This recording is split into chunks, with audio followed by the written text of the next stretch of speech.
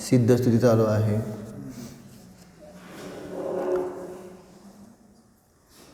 सिद्धस्तुतीमध्ये आपण 255 पान पाहत आहोत. त्यामध्ये आपण पाहत आहोत सिद्ध भगवान जे आहेत ते दोन अपेक्षा घटवत आहेत, व्यापकत्व आणि अव्यापकत्व, म्हणजे सर्वगतत्व आणि असर्वगतत्व. कळालं? सर्वगतचा आपण काल अर्थ पाहिला होता. सर्वगत, गत म्हणजे आता इथं काय लावायचं आहे? प्राप्त होणं. मग सर्वाला प्राप्त होतात म्हणजे सगळे ज्ञेय ज्यांच्या ज्ञानामध्ये येत आहेत, झळकत आहेत, सगळीकडे जात नाहीत, सगळीकडे पसरले नाही आहेत. बरोबर का नाही? म्हणून आपण ते सांगितलं होतं. मग त्यासाठी एक इक्वेशन सांगितलं होतं. कुठलं इक्वेशन होतं? बरोबर, लक्षात ठेवा. सिद्ध ज्ञान प्रमाण आहे, ज्ञान ज्ञेय प्रमाण आहे, ज्ञेय लोकालोक प्रमाण आहे. म्हणून सिद्ध भगवान सर्व व्यापक आहेत किंवा लोकालोक प्रमाण आहेत. कसं कॅल्क्युलेशन समजलं का नाही? आहे का नाही? हे इक्वेशन ना, समजलं का नाही? हे डोक्यात ठेवा की सिद्ध सगळीकडे आहेत, आहे ना, कुठं नाहीत असं नाहीत. आणि आपण मागं पण हा प्रयोग सांगितला होता. काय सिद्धांचं दर्शन करायचं आहे ना तुम्हाला? आता आपण बाहेर कुठं नियम घेतो ना, नियम काय असतो? दर्शन केल्याशिवाय काय घ्यायचं नाही, किंवा दिनदर्शन रोज अनिवार्य आहे ना. एक दिवस पण आपण असं घालवत नाही की मंदिरातलं भगवंतांचं दर्शन करत नाही, असं होत नाही. सवय लावली ना आपल्याला लहानपणापासून, आहे का नाही? मग तर बाहेर गेलो, देव तर नाहीत, मग काय करायचं? काय करायचं?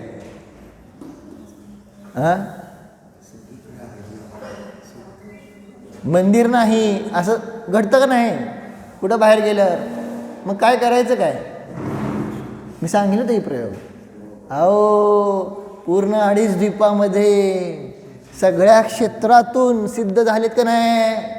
जरा बाहेर जायचं, वर आकाशात बघायचं, कोण आहेत? सिद्ध आहेत. दिसले का सिद्ध? शिल्लक धर्मदासीनं दिसले का नाही? घटवलं की सुरुवातीचे 2-3 दिवस तर तेच घटवलं की.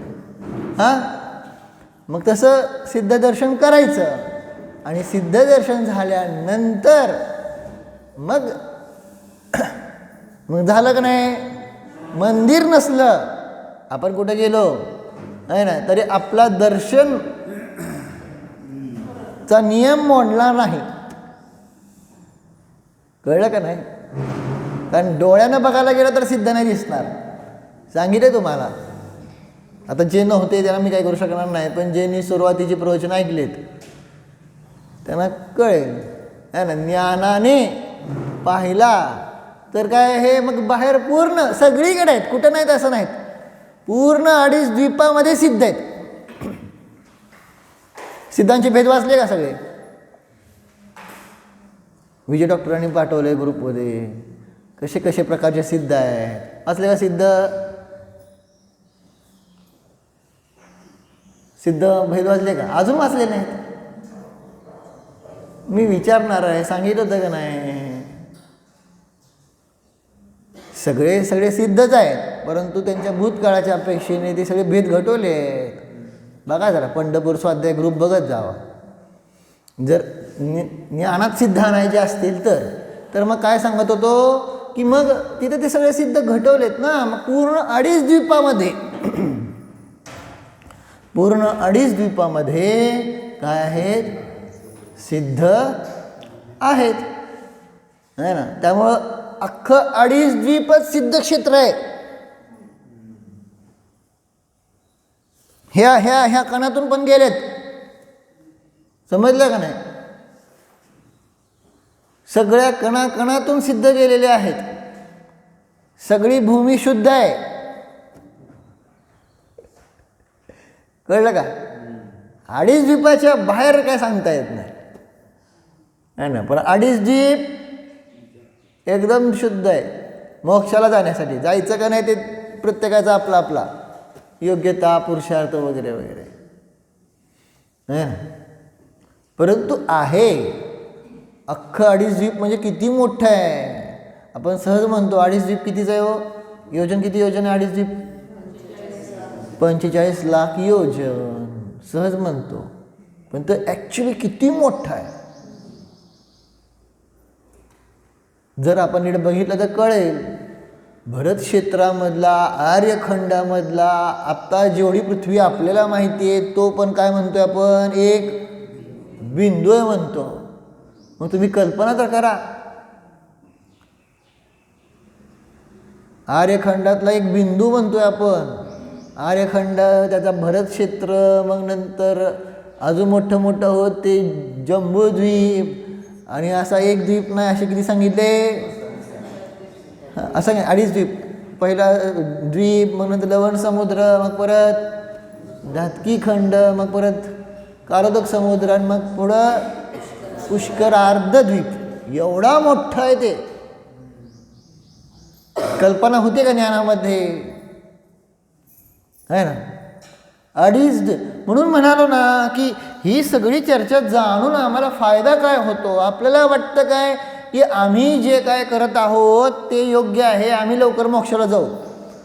खूप चुकीचे भ्रम पालन करतात लोक. काय असं म्हणतात पण हो. काय आता काय अज्ञान अवस्थेत असं म्हणायचे, इथून आम्ही विदेश क्षेत्रात जाऊ, तिथून आम्ही मोक्षात. आता कळलं नाही इथून विदेश क्षेत्रात नाही जायचं, नाही तर मिथ्यात्व होऊन जायला लागतं. मग आता इथून आम्ही स्वर्गात जाऊ, स्वर्गातून खाली येऊन विदेश क्षेत्रातनं मोक्षात जाऊ. नाही होऊ शकेल, काय अडचण नाही आहे. पण तुम्ही तसं तिकीटच काढत नाही आहे, तसं परिणामांची काय नाही आहे, विशुद्धीच नाही आहे. स्वतःच्या आपण आपल्याच परिणामांचं अवलोकन करतोय का. आणि इथं नंबर खूप आहेत. किती नंबर आहे सांगा बरं. दर 6 महिने 8 समयाला 608 जीव मोक्षाला चाललेत, सिद्ध व्हायला लागलेत अख्ख्या 2.5 द्वीपातनं. आता 2.5 द्वीप केवढा, त्यातनं नंबर किती, फक्त 608. तुम्हाला कल्पना तर होती का. फक्त बऱ्याच क्षेत्रातल्या आर्यखंडातनं म्हणलं असतं तर जरा ठीक आहे म्हणलं असतं. इथं काय म्हणतायत 2.5 द्वीप. 2.5 द्वीप म्हणल्यानंतर किती कर्मभूमी आल्या, किती कर्मभूमी आल्या. 2.5 द्वीपामध्ये कर्मभूमी किती, बरोबर आहे की. बोलाय काय घाबरत, 170 घाबरत कशासाठी कोणाच ठाऊक. 170 तीर्थंकर होतात माहिती आहे का नाही. 170 विदेश क्षेत्रातले 160 आणि 5 भरत 5 आहे. आता 170 कसे झाले, आता नाही आपल्यापुढं. आता जेव्हा तिकडं स्वाध्याय चालू होईल तेव्हा बघू. ते कधी चालू होईल मला माहीत नाही, पण तेव्हा दाखवलं असतं लगेच 170 कसं. तर काय 170 समजलं का. हां 2.5 द्वीप म्हणजे विदेश क्षेत्रामध्ये किती नगरी आहेत, थोडंसं डोकं लावा बरं का. विदेश क्षेत्रात नगरी किती, 32 आहे नाही. 1 मेरू संबंधी 32, 5 मेरू संबंधी 32 गुणिले 5 160 झाले का. 160 नगरी. कॅल्क्युलेशन जमतंय का नाही. 32 गुणिले 5 160 आणि 5 भरत आज 5 ऐरावत किती झाले 170. ठीक आहे ना. भले तुम्हाला तर लोकेशन लक्षात राहत नसेल तर एवढं तर लक्षात ठेवा ना. मग ह्या 170 कर्मभूमीमधून काय चालू आहे, 608 जीव. आता ठीक आहे, त्या 170 मधल्या 160 ठिकाणी आत्ता मोक्षाला जाण्याचे चान्स आहेत. 5 भरत 5 ऐरावत मध्ये आत्ता मोक्षाला जायचं काय प्रक्रिया नाही. कळलं का. मग 160 मधून 160 काय आहेत, नगरी नाही ते देश आहेत. ओ देश, कळलं का नाही. जसं आपला ज्ञात क्षेत्र आहे का नाही, त्याला एक देश म्हणलं. तो एक झाला देश. असे किती देश आहेत? 160. आणि त्यातून नंबर चालू आहेत का किती? 608 जीव.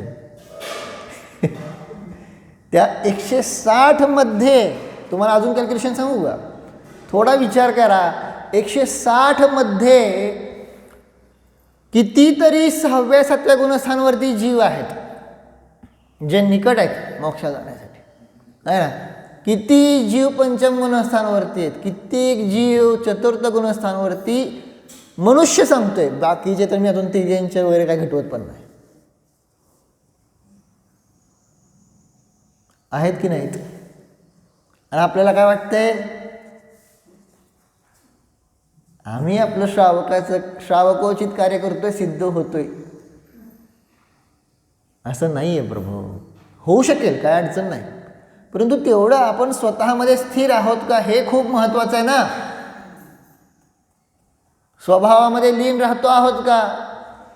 साधना करतो आहोत का? म्हणून काल घटवलं होतं का नाही?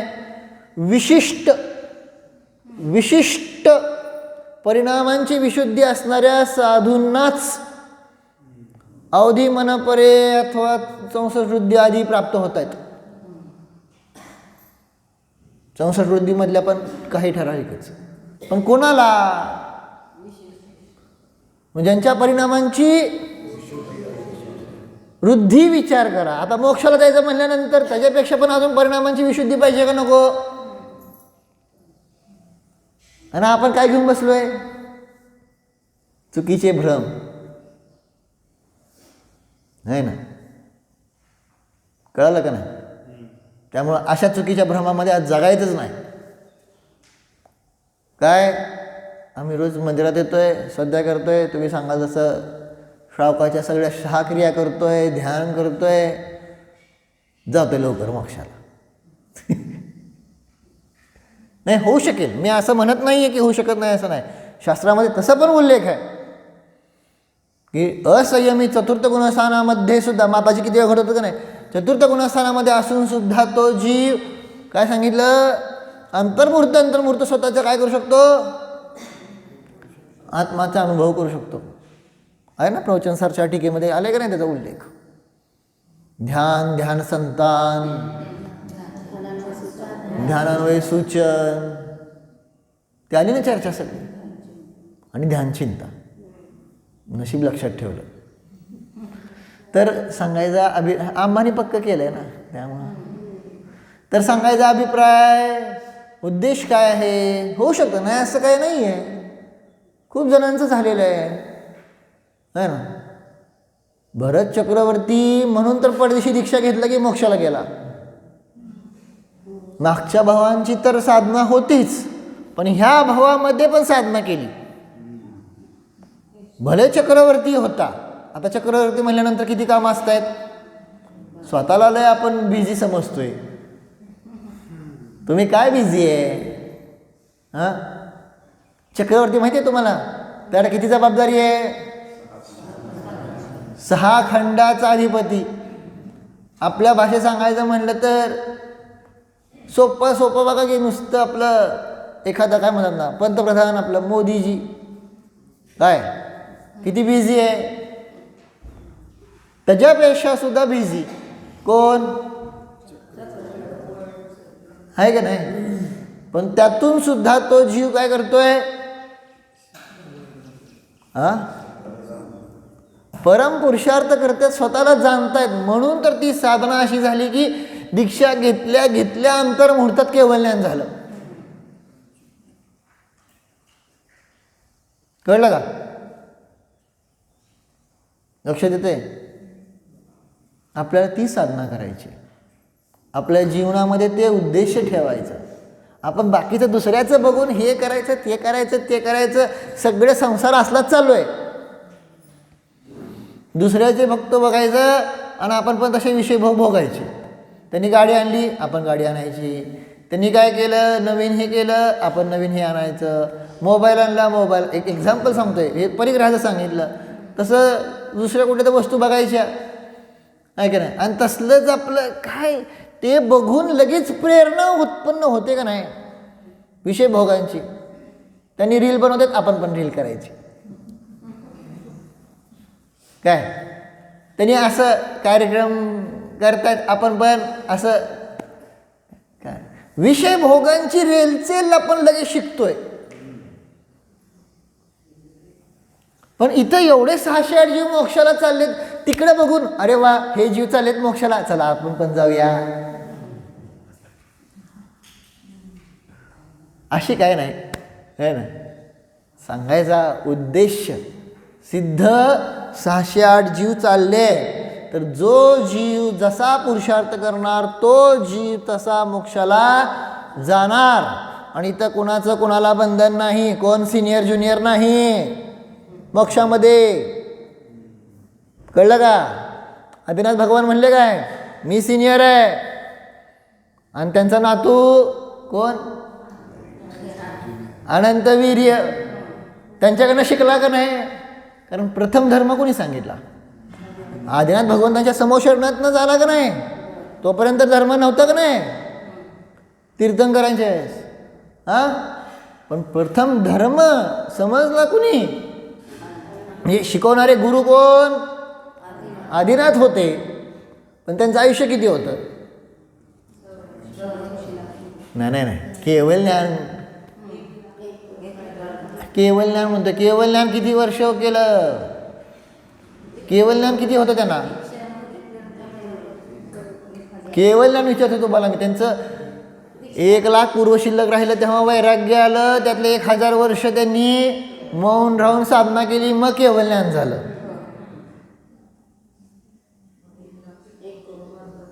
है ना? तेवढा 1,000 मायनस करायचं, मग बाकीचं राहिलेलं सगळं किती, म्हणजे तुम्ही हिशोब पण करू शकता. आता 1 कोटी म्हणजे पूर्व कोटी म्हणजे काढा की किती शून्य होत आहेत ते. शिकवलं की तुम्हाला? 84 लाख गुणिले 84 लाख गुणिले 84 लाख शिकवलं की?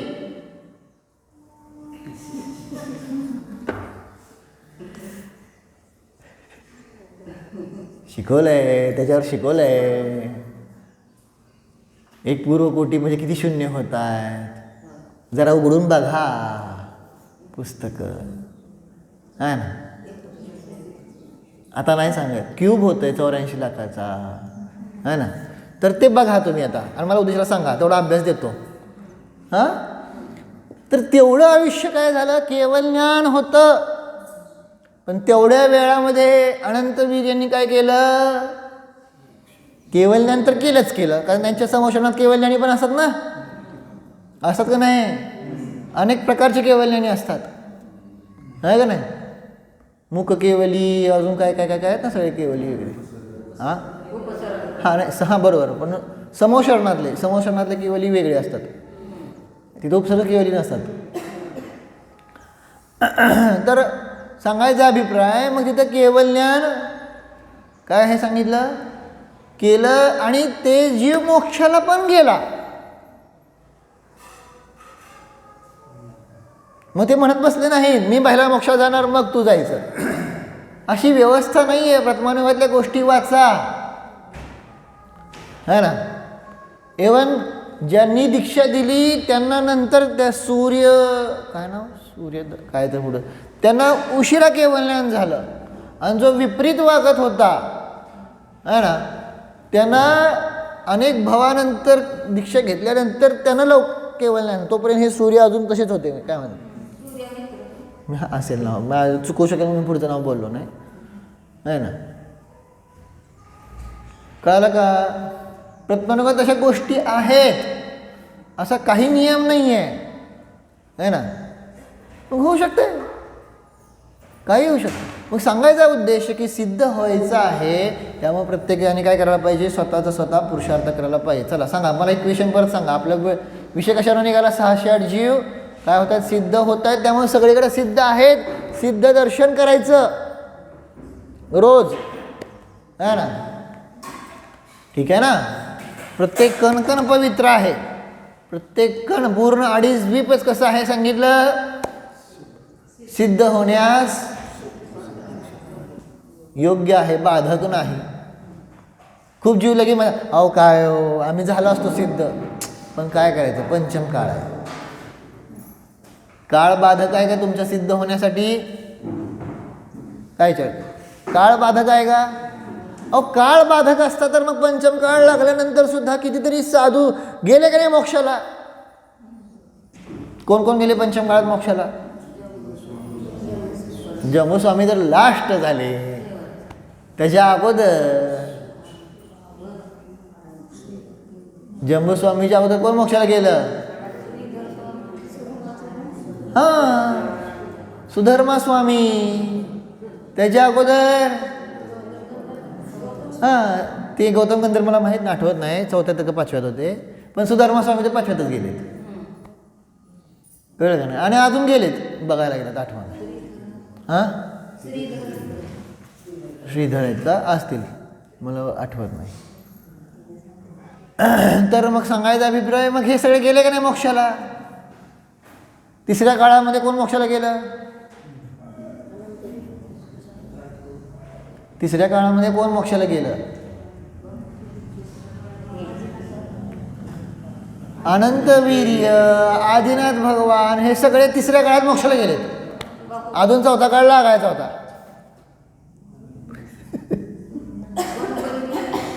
हा, बाहुबली बघायला लागेल. आदिनाथांच्या अगोदर जी गेलेत ती सगळी गेलेत. आदिनाथांच्या नंतर कोण गेलं असेल तर मग ते बघायला लागेल. कळतंय का? मग काळ बाधक ठरला का मोक्षाला जाण्यासाठी? आणि सारखा आपण म्हणतोय चतुर्थ काळ आहे, पंचम काळ, असं काय हे होणार आहे का? काहीही चेंज होणार नाही आहे. जेव्हा तिसऱ्यातून 4था काळ आला, चतुर्थातून पंचम काळ, पंचम काळातनं 6वा काळ, काय चेंज काय होणार आहे मला तुम्ही आता सांगा पहिल्यांदा. जसं आपलं काय होतंय, चला 2025 संपलं, 2026 आहे का नाही, असा चतुर्थ काळ संपला, 5वा काळ सुरू झाला. काय घडतंय? काय जे काय घडायला लागलंय ते हळूहळूच घडतंय. अवसर्पिणी असो अथवा उत्सर्पिणी, जे काय घडत चाललंय ते हळूहळूच चाललंय. काय म्हणतोय कळलं का नाही? आणि जे आपण म्हणतोय का नाही 49 दिवस पाऊस पडणार आहे, ते 5व्या काळाच्या शेवटी नाही पडणार, चुकीचे भ्रम आहेत. 6वा काळ संपला म्हणजे आता अवसर्पिणी संपली, उत्सर्पिणी लागणार, तेव्हा ते पाऊस पडणार आहेत. 7-7 दिवसाचे 49 दिवस वाईट पाऊस, मग नंतर चांगले पाऊस, मग तो उत्सर्पिणी सुरू झाले. कळलं का काय म्हणतोय ते कोणाला घेऊन जाणार काय विजयार्थ पर्वतावर? ते प्रकरण कधी आहे? षष्ठ म्हणू नका, षष्ठ म्हणा. कळलं का नाही? संस्कृत मधला तो शब्द आहे का नाही, त्यामुळे षष्ठम होत नाही. पंचम, चतुर्थ, सप्तम होतं, षष्ठम होत नाही. त्यामुळे म्हणताना म्हणायचं षष्ठ नाहीतर 6वा, मग मराठीत बोलायचं. कळलं ना? तर मग सांगायला लागलोय काय, कशासाठी सांगायला लागलोय की ते सगळी जी चर्चा आहे ते पंचम काळ संपल्यानंतर नाही आहे. पंचम काळ संपल्यानंतर फक्त ते काय होणार आहे, साधूच्या हातनं टॅक्स म्हणून आहार घेणार आहे. मग तो काय फक्त पंचम काळाच्या एंडला नाही होणार, पंचम काळामध्ये हे 21 वेळा होणार आहे. माहिती आहे का नाही? हां, कल्की 21 वेळा येणार आहे. प्रत्येक 1000 वर्षानंतर कल्की, प्रत्येक 500 वर्षानंतर उपकल्की, असं घडतंय. समजते का? हां, फक्त जेव्हा 6वा काळ लागणार आहे तेव्हा मग ते अग्नी वगैरे जाणं वगैरे ते सांगितलं. धर्माचा काय राजा गेला, मुनीस गेले, अग्नी गेले, असं एक एक सांगितलं ना. सकाळी हे संपणार, दुपारी हे संपणार, संध्याकाळी हे संपणार. हे जी चर्चा आहे ती फक्त 6व्या काळासाठी. बाकी प्रत्येक वेळेस बनतंय तो कल्कीचं कामच आहे. माहिती आहे ना कल्कीचं काय कार्य आहे ते? तुमचा पिक्चरचा कल्की बघू नका, आहे ना. प्रत्येक 1000 वर्षानंतर जिनधर्माचा ऱ्हास करण्यासाठी येणारा आहे तो कल्की, आणि थोडा कमी ऱ्हास करणारा तो उपकल्की, तो 500 वर्षानंतर येणार. बाकी चर्चा मी नाही सांगत, तुम्ही शास्त्रातून वाचून घ्या. त्रिलोकसारमध्ये पण आहे, तिलोपन्नतीमध्ये पण आहे. ठीक आहे. तर विषयांतर खूप होत जातं आहे ना. तर मग काय विषय चालला होता आपला सगळा कशावरनं? सिद्धांचं दर्शन. मग सिद्ध काय सांगितलं होतं? तर ती पण चर्चा. सर्वज्ञ आहेत ना, सर्व व्यापक आहेत. कसे सर्व व्यापक आहेत? इक्वेशन परत लक्षात ठेवा. कसे आहेत? सिद्ध ज्ञान प्रमाण आहेत, ज्ञान ज्ञेय प्रमाण आहे, ज्ञेय लोकालोक प्रमाण आहे, म्हणून सिद्ध सर्वगत आहेत, लोकालोक प्रमाण आहेत. प्रमाण समजतं ना? प्रमाण म्हणजे काय? नुसतं आपल्यानंतर नुसतं म्हणताय भावभाषण होते का? आहे ना. सिद्ध ज्ञान प्रमाण आहे म्हणजे काय? जेवढं ज्ञान आहे तेवढं तिथं सगळे सिद्ध आहेत, किंवा सिद्ध म्हणजे ज्ञान रूपच आहेत ना. त्यामुळे ज्ञान प्रमाण आहेत. कळलं का नाही? असंख्यात प्रदेशामध्ये सगळं काय आहे? ज्ञानच आहे ना सिद्धांच्या. त्यामुळे जेवढं ज्ञान आहे तेवढे सिद्ध, किंवा जेवढे सिद्ध आहेत तेवढं ज्ञान. आता ज्ञान कसं आहे सांगितलं? ज्ञेय प्रमाण. म्हणजे हे ज्ञान कसं असतं? त्या ज्ञानामध्ये जेवढे काही ज्ञेय आहेत ते सगळे झळकू शकतात का नाही? जसं आरशामध्ये सगळे प्रतिबिंब काय होत आहेत? झळकतात का? असं म्हणते आरसा? नाही, तुम नाही, तुम्हाला आम्ही नाही दाखवणार. असं होतंय का? नाही. सगळे रूपी पदार्थ आरशामध्ये सहज झळकतात. तसं ज्ञानामध्ये सगळे ज्ञेय झळकतात. त्यामुळे ज्ञान ज्ञेय प्रमाण झालं. कळालं का नाही? ज्ञेय किती आहेत? ज्ञेय तर अख्ख्या लोकामध्ये पसरलेले आहेत. म्हणून असं सिद्ध झालं काय की सिद्ध सर्व लोकामध्ये पसरले आहेत. कशा अपेक्षेने? ज्ञानाच्या अपेक्षेने. इक्वेशन क्लिअर झालं का नाही? म्हणजे जे आपण वाचतोय, जे आपण म्हणतोय, त्याच्या पाठीमागचा उद्देश भाव समजला पाहिजे. आता ते सांगतो, मला माहिती आहे सगळ्यांना अपेक्षा आहे ना. ते राहील परत प्रकरण काय की आपण काय करतो आहोत, थोडं भले विषयांतर होऊ द्या, परंतु त्याचा भाव भासणच नसतं ना. काय संध्याकाळी आपण काय करत होतो? अनुष्ठान करत होतो का नाही?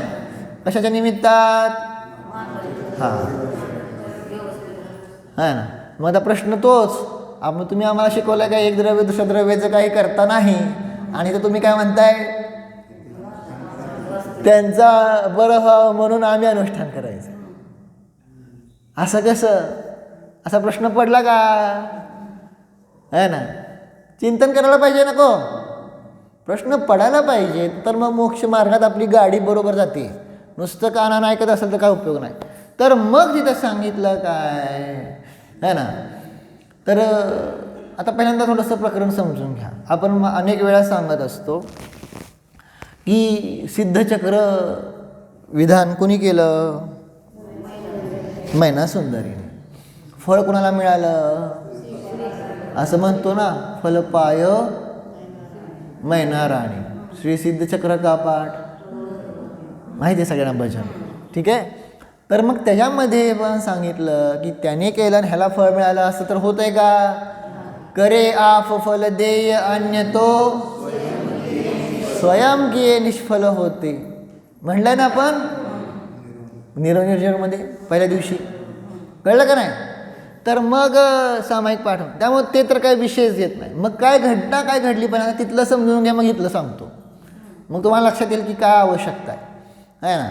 घटना अशी आहे की ज्या मैनासुंदरीनं जे परिणाम केले त्याचं तिला फळ मिळालं, त्याचं तिला पुण्याचा उदय आला. परंतु ते विधान चालू असताना काय श्रीपाल राजाने काय केलं? तसे परिणाम विशुद्ध केले आहे का नाही. आणि त्याच्यामुळे त्याच्या पापाचा उदय काय झाला? पुण्यामध्ये संक्रमित झाला. कळलं का नाही? त्यामुळे जे कार्य होणार आहे ते त्याच्या प्रत्येकाचं कर्माचा उदय. परंतु तिथं ते होऊ शकलं म्हणून झालं. अनेक ठिकाणी ते होणार पण नाही. आणि आपण असं बघतो अनेक जीवांचं प्रतिक्रमण केलं आणि पापाचा उदय पुण्यात झाला. बघतोय का नाही? काय डॉक्टरांनी सांगितलं होतं अगोदर दगड आहे ना, आणि नंतर प्रतिक्रमण केलं आणि काय झालं, दगड गायब झाला. असं दिसून आलं का नाही अशोक काकांचं असं झालं का नाही. प्रत्यक्ष उदाहरण तुम्हाला सांगतो. पण कोणा जीवाचं असं होणार पण नाही. तुम्ही भरपूर मोठं प्रतिक्रमण करचाल, तुम्ही भरपूर अजून काय अनुष्ठान जाप आदी करचाल, तर कोणाचं तसं पापाचं पुण्यामध्ये संक्रमित झालेलं दिसून येणार नाही, आहे का नाही. असं घडू शकतं का नाही. त्यामुळं नेहमी लक्षात ठेवायचं की हे त्याचं काही नियामक नाही आहे. प्रत्येकाचं शेवटी काय आहे, आपल्या आपल्या कर्माचा उदय आहे. त्या आणि प्रत्येकाला आपल्या आपल्या कर्माचा उदय हा काय करायला लागणार आहे, भोगावंच लागणार आहे. मग तिथं कोणीही असो, स्वयंपार्श्वनाथ तीर्थंकर असून सुद्धा त्यांना त्यांच्या कर्माचा उदय काय झाला. स्वयं आदिनाथांना सुद्धा 6 महिने आहार मिळाला नाही, त्यांच्या कर्माचा उदय त्यांना काय झाला, भोगावा लागला का नाही.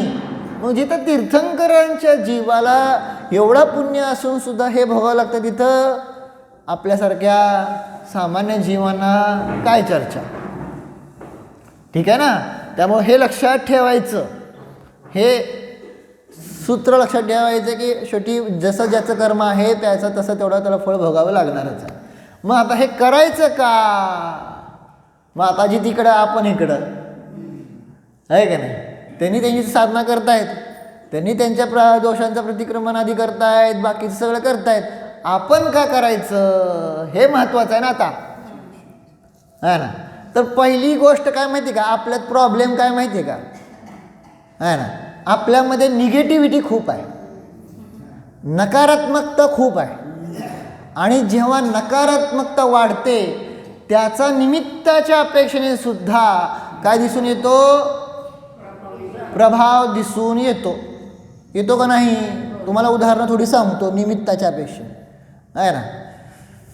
2 भावांमध्ये युद्ध करायचं होतं महाभारतामध्ये, कळलं का नाही. गुरु आणि शिष्याच्या विरुद्ध युद्ध करायचं होतं महाभारतामध्ये. एवढी क्रूरता येणार कशी. त्यामुळं कुठली जागा निवडली सांगा बरं, कुरुक्षेत्र. मग कुरुक्षेत्र का निवडलं, तर तिथं त्यांनी बघितलं की एक सज्जन व्यक्ती होता, है ना, जो खूप चांगला परिणाम झाला होता. पण तो तिथं त्या क्षेत्रात गेल्यानंतर त्याला सुद्धा काय झाले, असं शास्त्रात उदाहरण आहे, शास्त्रात लिहिलं आहे. त्याला तसे तिथं गेल्यानंतर क्रूर परिणाम व्हायला लागले. त्या काय म्हणतात ना, क्षेत्रजनित. समजलं का नाही. असं समजू नका की क्षेत्रजनित काहीच होत नसतं. मग नरकातल्या नरकीला सम्यदृष्टी असून सुद्धा मारण्याचे भाव होतात. मग कळालं का नाही. ते क्षेत्राचा काय आहे, प्रभाव असतो का नसतो. अर्थात उपादान आपणच आहे बरं का. त्यामुळे दोष त्या क्षेत्रावर नाही दिला जात. परत सांगतोय, कारण त्या कुरुक्षेत्रावरनं सुद्धा सिद्ध झालेले आहेत. कळलं का. डिपेंड करते तुम्ही कसे आहात, मजबूत आणि किती कमजोर आहात. पण सांगायचा अभिप्राय की मग ती जमीनच अशी आहे की तिथं इतकं रक्त सांडलेलं आहे, इतके युद्ध झालेले आहेत त्या क्षेत्रावर. कळलं का नाही. म्हणून महाभारतासाठी काय झालं, कुरुक्षेत्र निवडलं गेलं. कळलं का. आणि आपण बघतो सुद्धा शास्त्रात सांगितलं आहे, काय करा प्रायश्चित्त म्हणून, काय करा तुम्ही सिद्ध क्षेत्रांचं काय करा. का क्षेत्रावर काय झालं सांगितलं, कारण तिथले एक एक परमाणू इतके हे असतात की त्याचं निमित्त आपल्या परिणामांच्या विशुद्धीला काय होतं, कार्य ठरतं. आणि मग ते पापाचं पुण्यात संक्रमण होतं, मग ते प्रायश्चित्त म्हणलं जातं. आणि आपण पाहतो सुद्धा शिखरजीला गेल्यानंतर कसे आपले भाव होतात वगैरे वगैरे, है ना. आलं का नाही लक्षात, है ना. काय कारण नाही तर मग काय कारण आहे. एवढे चारण वृद्धिधारी मुनिराज झाले तरी सुद्धा कृत्रिमजीनं मंदिराचं दर्शन करायला जातात का नाही. स्वर्गातले देव सुद्धा नंदीश्वर द्वीपमध्ये जातात का नाही 8 दिवस. काय कारण आहे. त्यांच्यावर पण आहेच की, त्यांच्यावर पण घरात आहे की मंदिरं, पण तिथं जायचं काय कारण आहे. कळलं का नाही. त्या क्षेत्राचा म्हणजे त्या निमित्ताचा तिथं एक प्रकारची सकारात्मक ऊर्जा असते. आणि हे आपण पाहतो सुद्धा. मंदिरात बसून जे भाव होतात ते घरात बसून होतात काय? अर्थात कोण्या जीवाला होईल, पण असं मी म्हणत नाही बरं का. मी वारंवार सांगतोय ते निमित्त आहे. उपादान तुम्हीच आहात.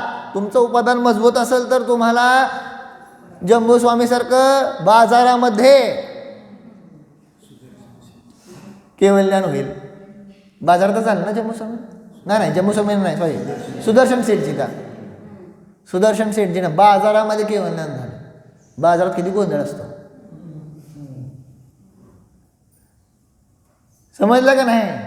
त्यामुळे त्याचं काय नाही, तुमचं उपादान मजबूत असेल तर ते काय बी घडेल, त्याचा विषय नाही. पण आपलं जेव्हा उपादानच कसं आहे ना, कमजोर असेल तर तेव्हा, म्हणून मी सांगितलं की तेव्हा एक सकारात्मक निमित्त घ्यावं लागतंय.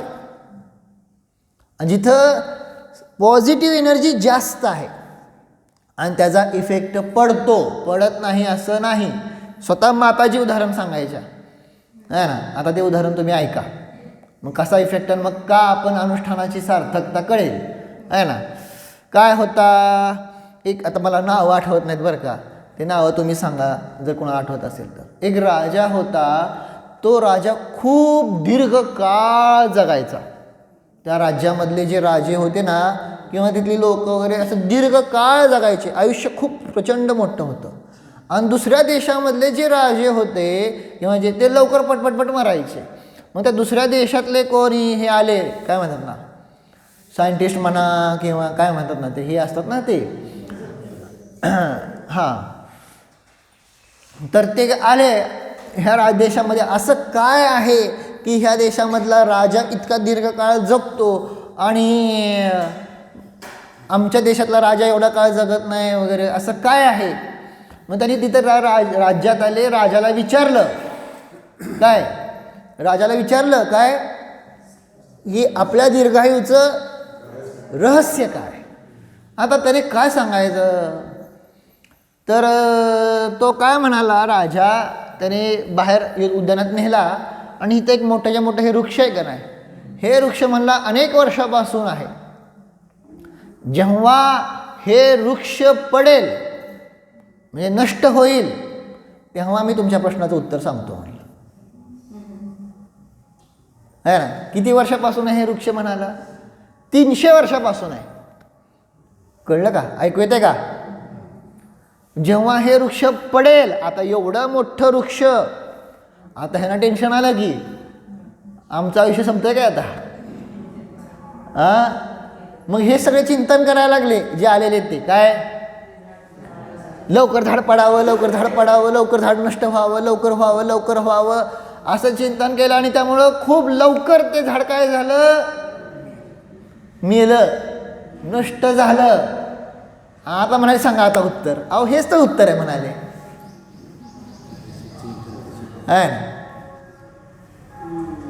राजा चांगला असेल तर प्रजा हे चिंतन करते की राजा असा राजा दीर्घायू राहावा. पण राजा चुकीचं वागत असेल तर प्रजा काय चिंतन करते, कसली अवधच पैदा काय पैदा झाली आहे, लवकर मारावं. आणि त्यामुळं तुमची प्रजा तशी वारंवार चिंतन केल्यामुळं तो राजा काय होतोय, लवकर मरतोय. कळलं का आता? निमित्त नैमित्तिक संबंध आहे ना. त्या सकारात्मक आणि नकारात्मक ऊर्जेची गोष्ट कळली का? मग आपल्यामध्ये कोणती निगेटिव्हिटी सांगा बर. आता जेव्हा तुम्हाला कळालं माताजी आजारी आहेत, तुमच्या मनामध्ये कोणती नकारात्मक विचार आले? नाही. तुम्हाला विश्वास आहे का माताजी बरे होतील आणि पंढरपूरला चातुर्मास करायला येतील? हा विश्वास आहे का तुमच्या मनामध्ये? एक जीव तसा बोलला, पण हो नेमकं शिबिराचे तेव्हा चालली होती, तेव्हा मला असं म्हणलं, हे आम्हा येत नाही, मला इतकं वाईट, काय बोललो नाही, जाऊ दे म्हणलं, काय बोललं तर तेव्हाच अनर्थ भरपूर घडत होते. पण असं म्हणलं, किती निगेटिव्हिटी, तुम्ही असा विचारच का करता? आहे ना. कित्येक तर अशा घटना बघितल्या की ज्या इम्पॉसिबल आहेत त्या पॉसिबल झाल्या की नाही. काय डॉक्टरनं सांगितलं होतं तुमचा काय असतंय ना, कुठले कुठले कोण कोण होऊन गेलेत की, तो रनिंग करणारा काय काय आहेत की सांगतात का नाही, किंवा कोण तो हे करणारा काय ते गन शूट करणारा, त्याचा एक हात गेला होता दुसरा हातानं त्यानं केलं वगैरे वगैरे, असं काय काय ऐकता ना तुम्ही. करायची जर सकारात्मक ऊर्जा निर्माण झाली तर समोर कितीही संकट असो पार होऊ शकते का नाही. मग ही भावना आवश्यक आहे. कळालं का, तुम्ही पंढरपूरकर आहात का नाही, मग काय भावना आवश्यक आहे, त्यांनी नुसतं बरं व्हावं नाही, आणि असं डोळ्यानं स्वप्न बघावं लागतं, मनामध्ये तेवढा दृढ विश्वास ठेवावा लागतो. कळालं का नाही. मी पण म्हणलं ना, कितीतरी संकट होती, भयानक संकट होते, पण दृढ विश्वास कसं होणार माहीत नव्हतं. कळालं का. शिबिरात सांगतो हो, तुम्हाला तर नंतर कळलं आमच्या फायली करप्ट झाल्या वगैरे वगैरे वगैरे ते, पण जे भोगत होतो ते मीच भोगत होतो ना. कळलं का नाही. एकदा रे दोनदा झाल्या माहिती आहे का.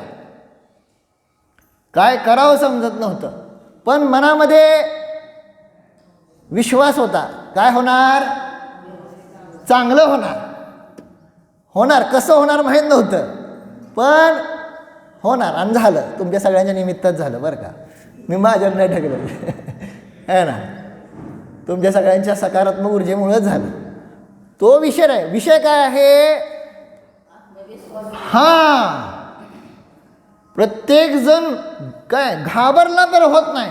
आता बनायचं हिरकणी. हिरकणी माहिती आहे का नाही, हिरकणी कशी बनली ते कसं उतरणार माहीत नाही, परंतु मला माझ्या बाळाकडं असा दृढ विश्वास, ह्याला म्हणतात पॉझिटिव्ह एनर्जी.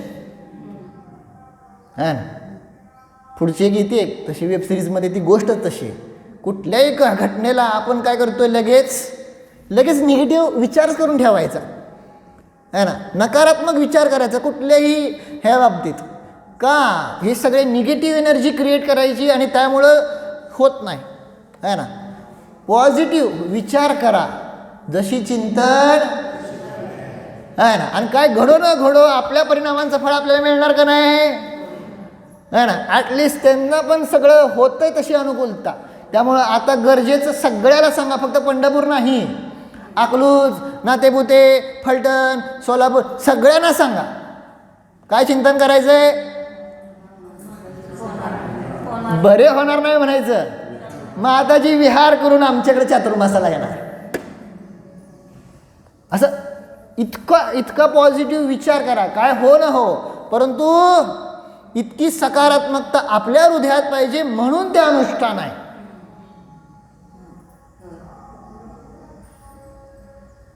कळलं का. इतकी सकारात्मकता, भलेच दिसतंय संकट आहे पण सकारात्मक विचार ठेवा. आता ॲक्सिडेंट होतोय आहे ना, म्हणून समजा ड्रायव्हर म्हणला जाऊ दे, तर काय काय खरं नाही असं म्हणून हात सोडला तर शेवटच्या क्षणापर्यंत काय करतोय, वाचवायचा काय करतोय. हां, एवढी सकारात्मकता पाहिजे. बाकीच्या लौकिक गोष्टीत असते का नाही. का तुम्ही म्हणता हे डॉक्टर कसं काय बनणार, इंजिनियर कसं काय बनणार, शक्यच नाही. तिथं म्हणता का किती वर्ष लागणार त्याला, डॉक्टर बनायला किती वर्ष लागतात.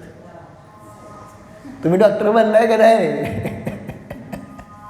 हो डॉक्टर साहेब, किती वर्ष लागतात, 5 वर्ष. किती खर्च आहे, आजचा सांगतोय, तुम्ही बनला तेव्हा वेगळा असेल. आजचा खर्च किती आहे, डॉक्टर बनायचं असेल तर कोटीमध्ये आहे का नाही. मग तिथं तुम्हाला वाटतं का कसं शक्य आहे. आणि कुठलं धार्मिक कार्य हे शक्यच नाही. निगेटिव्हिटी इतकी भरलेली आहे ना, भयानक नकारात्मकता भरलेली आहे हृदयामध्ये है ना. त्यासाठीच अनुष्ठान आहे. समजलं का नाही, अनुष्ठानाचा उद्देश समजला का आता. कशी सकारात्मक ऊर्जा निर्माण करायची, आणि ही सकारात्मक ऊर्जा आपल्या जीवनाची ऑटोमॅटिक काय होते, दिशा बदलते. कारण संसार कार्यामध्ये तर संकट किती असतात सांगा बरं तुम्ही. तुमच्या दुकानात संकट किती आहेत, घरात संकट आहेत का नाहीत, पण तिथं निगेटिव्हिटी आहे का? जाऊ दे बाबा, अडचणी खूप आहेत, बंद करून टाका दुकान.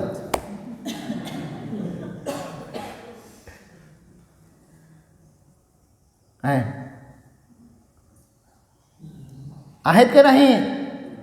सगळ्यांच्या जीवनात आहेत, है ना. किसही के दुःख बाहर दिखे, किसही के उरदुचिताई. म्हणजे काय, कुणाचं दुःख बाहेर डोळ्यानं दिसतंय, पण कुणाचं दुःख बाहेर दिसत नाही, ते तोंडानं सांगता पण येत नाही, त्यांचं त्यालाच माहिती.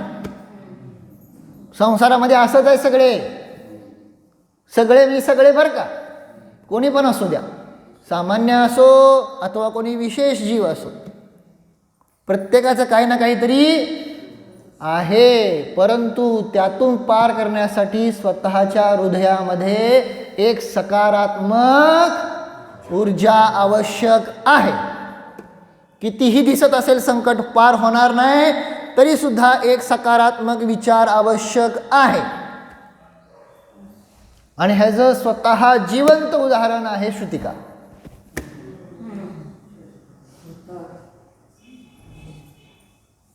कळलं का? जेवढा विचार तुम्ही करचाल ना, होणार नाही तर होणारच नाही. ते दरवेळेस असतात हो गोष्टी, कळलं का नाही. मला तर सगळा अनुभव आहे ना. तुम्हाला फक्त वाटतं ह्या शिबिरात, अहो मागच्या शिबिरात पण तसंच झालं 2019 मध्ये. तेव्हा तर त्यापेक्षा डेंजर संकट होतं, पण पार केला का नाही तुम्हाला काय माहिती.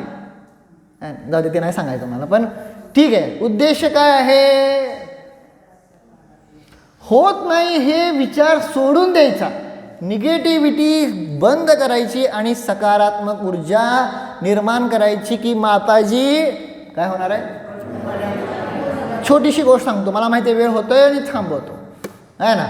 छोटीशी गोष्ट आहे काय, की सगळेजण म्हणले होते की पाऊस पडा नाही, काय करायचं म्हणून मीटिंग बोलवली बरं का. मीटिंग बोलवली होती, असं काहीतरी हे करायचं ते करायचं म्हणून. पण एकच व्यक्ती होता ज्यानं काय घेऊन आला होता, छत्री घेऊन आला. त्याला विचारलं, अरे पाऊस पडत नाही, छत्री काय घेऊन आला. तर त्याने सांगितलं, मला पूर्ण विश्वास आहे पाऊस पडणार आहे. पडो ना पडो, घेऊन यायला काय त्रास होतोय.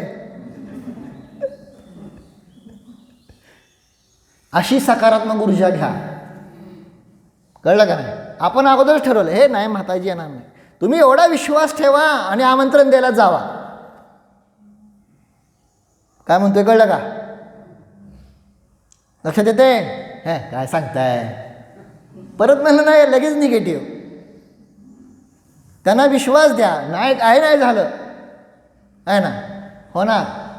आणि ही सकारात्मक ऊर्जा प्रत्येक ठिकाणी, प्रत्येक कार्याला, प्रत्येक धार्मिकतेमध्ये आपल्याला जोडायची आहे ना. आणि त्यासाठी असतं अनुष्ठान. समजलं. मग आज अनुष्ठान करायचं का. हां, म्हणजे मी नसेल कदाचित, तर मीच चालू आहे अकलूजला, कळलं का. पण तरी सुद्धा तुमचं तुम्ही करसाल का विचारतोय. हां, करा. आज सोपं देतो तुम्हाला, मला माहिती आहे तुम्हाला बरोबर होतं. आज काय करायचं, काय भक्ती सरोवरची पुस्तकं काढून घ्या आणि सगळ्या गुरुभक्ती म्हणायच्या. गुरुभक्ती माहिती आहे ना, तेव्हा जिनेंद्र अर्चना काढा, है ना. त्यातून गुरुभक्ती कळते का नाही. गुरुभक्ती कुठल्या आहेत, परम दिगंबर, मुनिवर देखे वगैरे वगैरे असे जे काय आहेत. नाहीतर मग बाकीच्या देवभक्ती, शास्त्रभक्ती पण करू शकता वगैरे. परंतु सुरुवात तर गुरुभक्तीची भजनं म्हणा, जमेल, कळलं का नाही. आणि अशा प्रयत्न तर करा, है ना. ठीक आहे, अशा प्रकारे हो.